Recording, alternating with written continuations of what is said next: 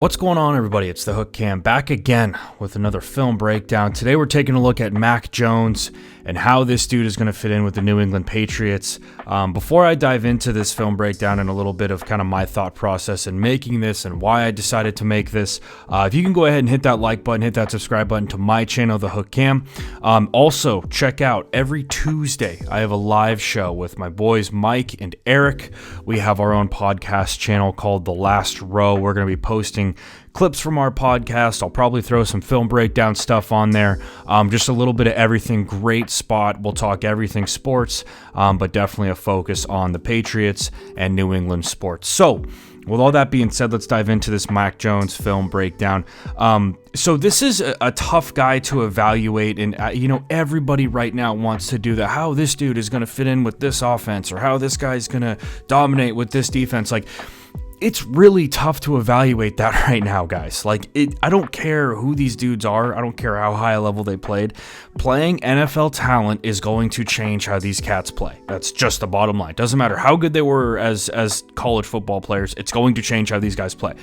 So with that being said, it's really hard to evaluate. Here's how Mac Jones is going to fit in with the Patriots, because we don't know. And honestly, watching last year's film of the Patriots and comparing it to what we think Mac Jones could do, it's not really a fair comparison because of the whole COVID thing last season. We had guys with tighter schedules, with, who weren't throwing with receivers and who weren't in the building for 2 weeks during the regular season. So that's going to affect those players, and it's also going to affect what kind of offense you can run. Everything that you would do, I would imagine, has to be simplified tremendously, because a lot of the things that you want to run, you have to have confidence to call. And if you're not on the field practicing that, then you don't have that confidence to call, especially when it's a new guy. And relating this entire rant to the New England Patriots, Mac Jones and Cam Newton, it's incredibly hard to have Cam Newton dialed in with an offense when he's not on the field for 2 weeks because of COVID protocol, or he's coming in late in the offseason because he hasn't had a chance to throw with anybody. That's really hard to sit there and be like, okay, now we're going to run a New England style offense with Cam Newton. That's an insane task to give that coaching staff and that player. So when we sit here and we're like, okay, let's kind of compare Mac Jones to what he can do with New England. Okay, well, what are we going to compare this off of? What Brady did? Because this team is completely different than the last team that Brady had. So it's really hard to find the apples to apples comparison with Mac Jones going to the New England Patriots. So what I decided to do with this film is take a couple of clips that I really thought he did well on. And I've seen a couple of people try and break down Mac Jones' film, and they've been kind of wrong about things. And I'm not going to, obviously I'm not going to put them on blast in this video. They've just been wrong. It's not a big deal. But here's a couple of things. Here's what I see with Mac Jones' film so far. The two games that I picked out was the SEC championship game against Florida, obviously, and then two just small clips from the Ohio State game in the national championship. Really, what I like with these clips is, first and foremost, Steve Sarkisian did an outstanding job calling an offense for Alabama last year. Outstanding. Talk about a comeback story with that dude. So with this first clip right here, Bama's in a 2x2 set, okay? What we get is what I would call not necessarily a bunch, because bunch implies three, but a tight alignment down here with these two receivers. Now, what we have here is we have three defensive backs really for these two receivers right here. And what they're going to do is they're going to combo these two receivers, okay? Now, an important note here, this is Devontae Smith. Why do they have 3-on-2? Because Devontae Smith smoked every defensive back in college football last year. So what they're going to do is what's called bracket Devontae Smith. I can't stand when people say double team, because I don't know why, I've never heard it in a football office before in my life. You bracket guys. That's what's happening right here. They're bracketing Devontae Smith. Sarkisian knows they're going to bracket Devontae Smith. So instead of running him on a nice deep route and trying to have Devontae Smith outrun two guys, he's going to turn this thing into a dig basically at 15 yards, okay? That safety's going to play way over the top, because we all know how fast 6 is. He's going to break this thing off into a dig, really kind of roll it into that, and it's going to put this corner in a bad position, number 3. It's going to put him in a bad position. It's going to put the safety in a bad position. Now, notice how these corners are comboing this, okay? Inside corner is going to take anything underneath. Outside corner is going to take anything over the top. Right? Now, if they work outside like this, I believe that this corner would roll down and then they would work back, kind of like a bastardized read 2 coverage. But with this play specifically, Devontae Smith is going to push this thing upfield and roll it into a dig. All right. Now, what I like about this from Mac Jones, first and foremost, that's a good ball to throw. Okay. That's a tough ball to throw. That's a good ball to throw. Right. And we know, right, we know coverage wise that this inside corner right here, he's going to work with this underneath route. So he's going to carry with that. He's going to try and wall off, and then he's going to carry there. You can see, and if he's watching this, probably going to pass this off, and then he's going to work underneath. Mac Jones sees it. He knows that this corner is working here. We have this window to throw in. We know this safety's way far back because he doesn't want to get torched by Devontae Smith, and this corner doesn't have leverage. We complete this ball nice and easy for a big-time first down. Now, same exact formation, they just flipped it, okay? And we're going to watch how the corners play this. It's basically the exact same thing. The route combination is different, though. What we get with this route combination is we get a deep corner, right, or like a shake route from number 1. With number 2, the guy who is underneath, not the point man, right? The point man is this dude on the line of scrimmage. This guy underneath is going to run basically a flat or like an arrow route. Okay, what this does is it puts corners in a really awkward position. So when we see this thing from a deeper angle like this right here, this corner is now in a really bad position. Okay, because we have this flat working right here, this corner is now stuck in a pickle. Do I hammer down on the flat or do I sink with this shake route? Corner starts to work down on the flat, and this is where I started to notice some of the intricacies about Mac Jones. Watch where Mac Jones' head is on this play, right? We're staring down at this flat right here. Now, might be tough to see from this angle, but I can guarantee you that he's looking right here, and this corner is looking at Mac Jones, looking at the flat, and he's salivating right now. I'm going to hammer this receiver. I'm going to pick this ball off. At the last second, if we see Mac Jones on this, he snaps his head to that shake route, boom, right there.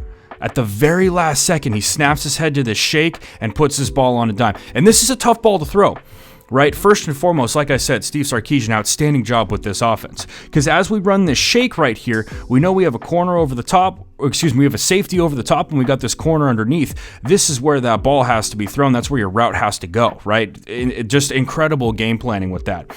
Now, ball's up there. Devontae Smith has to go get it. You can't really light him up for that because this corner is going to sink. Like, it's an SEC corner. He's not just going to hammer down on the flat because you're staring at it, right? This is a good ball. Safety's not going to be there over the top. Really good design for that play, but also that head movement from Mac Jones, like, that's high-level stuff. Like, watch his head right there. Boom, we're staring at this arrow, and then at the last second, right there, we come back to that shake. That's a really good job, right? And I'm worried people aren't going to see this, so I'm going to rewind it one more time. Okay, right now we're at the arrow, and then watch his shoulders and helmet turn to this shake upfield right there. That's incredible. Like, that's a really, really good job. We're looking at that corner. We put that corner in a pickle. We hit that shake route, big first down. Now, this ball right here, just off of this play fake, this is kind of the relation that I'm going to make to New England's offense because obviously New England, Tampa, like all these teams, if they're going under center, even if they're in the gun, doesn't matter. A heavy amount of your playbook, not a heavy, but a decent amount of your playbook is going to be based off of run action stuff. With run action plays, what's going to happen is you're going to bring linebackers close to the line of scrimmage. They're going to notice it's run action, then they're going to drop, okay?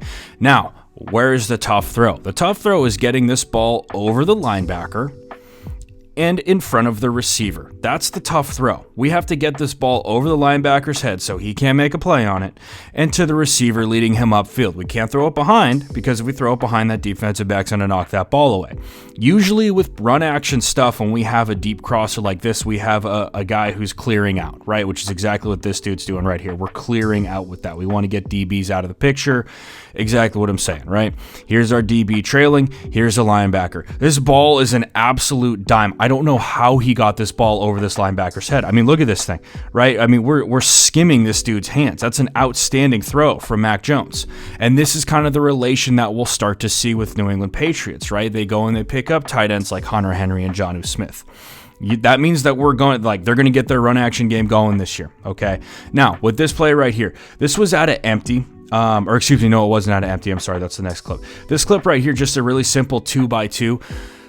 Florida looks to me like they're dropping into cover 3. Okay, here's their safety, corner, corner, we're dropping into 3. Now, where's the tight throw in this, Cam? Because I know you're going somewhere with it. I'll tell you exactly where it is, okay? When you run cover 3, you have your middle of the field player. This middle of the field player has to get in front of whoever that number 2 or 3 receiver is. Since there's only 2 receivers on this side, he's going to get in front of number 2, okay? Outside receivers number 1, inside receivers number 2. I'll do the 1 that way, okay? Now, with our point man in this, right, the receiver who is up on the line of scrimmage, he's running that clear out, okay? So he's working upfield. We want to get this corner out of here, and we want to get the safety out of the picture. Now, it's going to mess with 30 because 30 now has to figure out who that new crosser is, right? Which is going to be him right here, okay? As we work this other receiver into the picture, we see he's going to shut this thing down, right? This is great anticipation for Mac Jones, and this is the difference between college and the NFL, right? College, we see guys open by 3-4 yards. That's open. NFL, we see guys open by like 2 feet. That's open. You got to get that ball there. But a lot of having guys be open is that anticipation.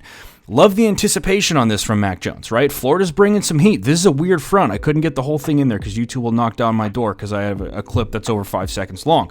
But as we clear out here, we know that we're going to have this underneath route. It's 3rd and 5. Let's pick up this first down. We anticipate that thing. Receiver does a good job sitting right in this window right here. We put this ball on the money, first down. Okay, I think they ended up saying it was 4th and inches. It looked clearly like... Actually, no, I think they reviewed it and it was a first down. Now, this play right here, once again, Steve Sarkisian blowing my mind with the design for his stuff, okay? Situationally, we got 2:35 on the clock here in the first half, excuse me. First down and 10, Bama's in empty, okay? If we look at how Florida's dialed up here, they're dropping into quarters, cover 4, okay? All of these dudes are dropping. Let's not get beat deep. Basically with cover 4 is that everybody's dropping. We don't want to get beat deep, but with our backers lined up right here, what they have to do is they have to get back to this curl flat area, right? They have to get back into this window because a lot of times they'll run curls right here. If you don't get over the top, then that's a wide open area for Q to throw a football. You get what I'm saying. Now, when they do this, they have to friction number 2 to get there because you don't want number 2 working inside on this because then there's your bubble on the inside. Now, this play, I think a lot of people would write off as just insane athleticism from Bama, right? Them just making things up and going. No, this is incredible anticipation from Mac Jones, and this is an insane play design from Steve Sarkisian. Here's what happens.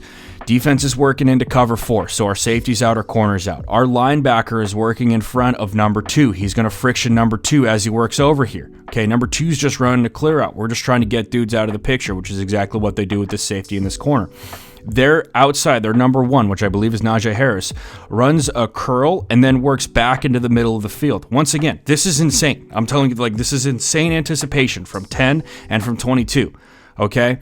As this dude works over here, this is his area now. This is his curl flat, and he's going to hammer Najee Smith. But Najee Smith, and they know that this is cover 4. There's probably a cover 4 down for Florida.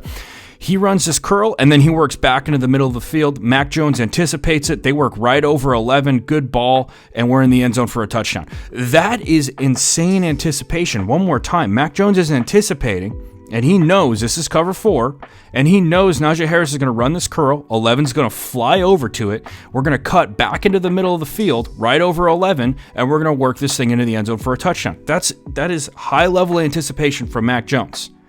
Okay? Couple other things here. This play I like just because of his, like, keeping eyes downfield, working up into the pocket, not panicking, and just checking it down to Najee Harris, which is never a bad option.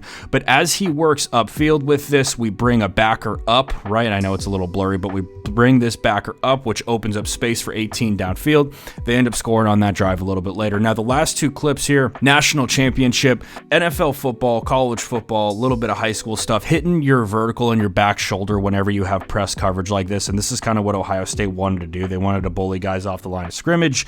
Didn't work out super well for them, but this is a great ball for Mac Jones, okay? If we're pressed and he's even like this, yeah, we're going to take that shot 10 times out of 10. This ball's in the bucket, right in between where the safety can go and how that and where that corner is trying to get there. Really good ball from him. And then the second one, this back shoulder right here is just insane. I mean, this is awesome football. And anytime you can do this with your quarterback and your receiver, right, you can start toying with corners like this. Really good stuff, right? We're pressed over here. He's isolated. We're one-on-one. We know exactly what we're going to get. Throw this this thing for a back shoulder for Devontae Smith. Catch, first down. Really good stuff like that. In all honesty, Mac Jones seems surgical to me. I think he's going to be a really good fit in New England. When he gets his time, I don't know. I don't know if he's going to play at all in his first year. Interested to see how everything works out with them. Obviously, it'll depend on how Cam's playing, what the record of the team is, injuries, all of that stuff. Who knows? But that is my film breakdown on Mac Jones. That's what I'm seeing going on. Hope everybody enjoyed this video. If you did, make sure you hit that like button, hit that subscribe button to my channel, The Hook Cam. Check out Jackson Kruger Sports as well. And then also, if you enjoyed this, be sure to check out The Last Row, our new live show / podcast channel. A lot of cool stuff coming on there. Hope everybody enjoyed it. Make sure we're staying safe out there, folks. I'll see you later with some more content. Have a good one, everybody.